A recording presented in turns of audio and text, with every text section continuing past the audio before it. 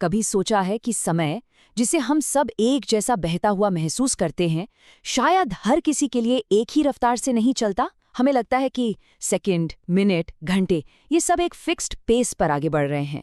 पर क्या हो अगर ये हमारी समझ का बस एक छोटा सा हिस्सा हो? चलिए, आज समय की इसी दिलचस्प पहेली की परतों को खोलते हैं। चलिए शुरुआत करते हैं एक हैरान कर देने वाले सच से। सोचिए, दो जुड़वा भाई हैं, एक पृथ्वी पर ही रहता है और दूसरा 1 साल के लिए स्पेस में चला जाता है। जब वो वापस आता है तो वो अपने भाई से उम्र में थोड़ा छोटा हो जाता है। नहीं, ये कोई साइंस फिक्शन फिल्म नहीं है, ये असलियत है। तो सवाल ये है कि आखिर ये हुआ कैसे?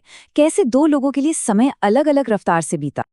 देखिए, अपनी रोजमर्रा की जिंदगी में तो समय बड़ा सीधा साधा लगता है, एक तय रफ्तार से आगे बढ़ता हुआ। यहाँ 1 मिनट का मतलब वही है जो चांद पर 1 मिनट का मतलब होगा। सब कुछ एकदम सिंक में लगता है ना? और ये बात सुनने में बिल्कुल सही भी लगती है। लेकिन करीब 100 साल पहले एल्बर्ट आइंस्टाइन ने आकर इस पूरी सोच को ही पलट कर रख दिया। उन्होंने हमें दिखाया कि समय के बारे में जो हम जानते हैं वो ब्रह्मांड की असली हकीकत का बस एक छोटा सा हिस्सा है।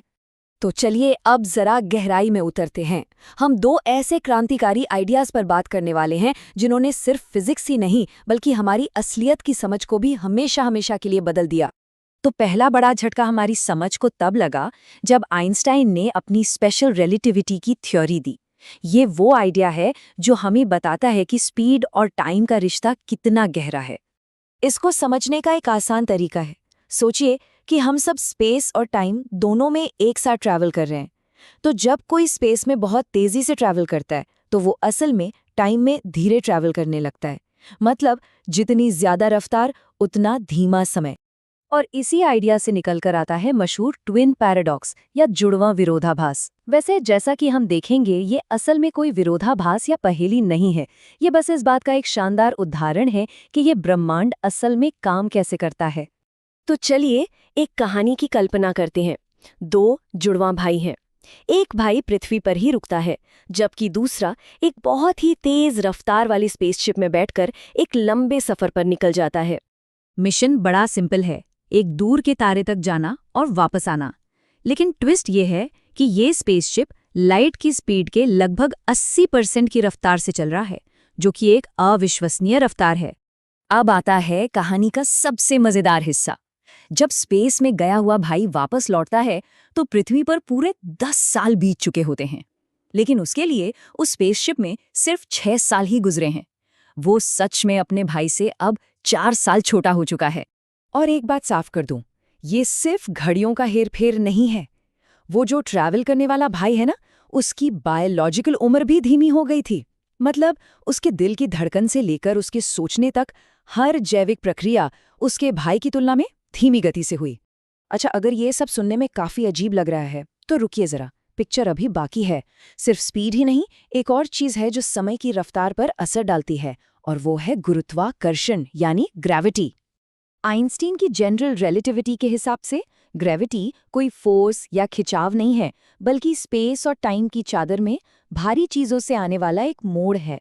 जैसे एक ट्रैम्पोलिन पर अगर कोई भारी गेंद रख दें तो वो चादर को नीचे झुका देती है ना, बस वैसे ही ग्रह और तारे स्पेस टाइम को मोड़ते हैं, और इसी मोड़ की वजह से समय का बहाव भी बदल जाता है। इसका एक ऐसा नतीजा है जो सुनकर शायद यकीन न हो। हमारा सिर हमारे पैरों के मुकाबले थोड़ी तेजी से बूढ़ा हो रहा है।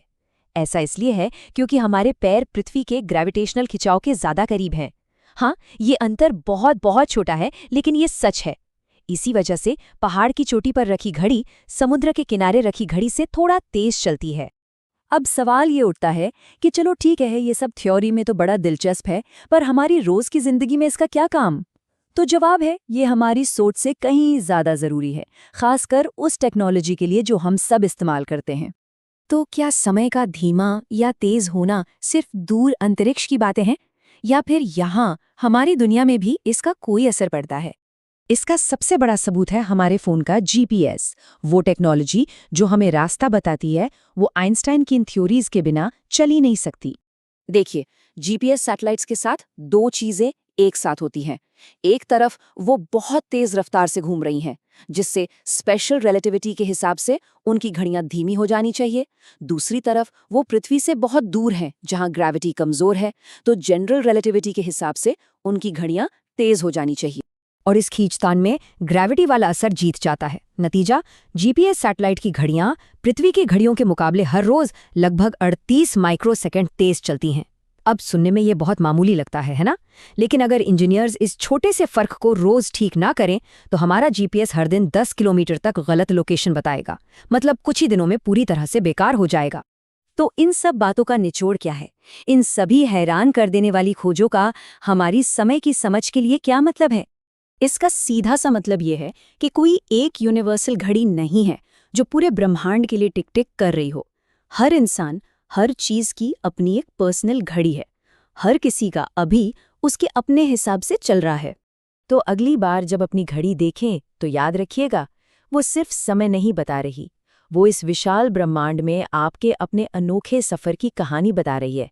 और ये हमें एक बहुत बड़े सवाल पर लाकर छोड़ देता है, अगर हर किसी के लिए समय अलग है, तो क्या हर किसी की हकीकत भी अलग है?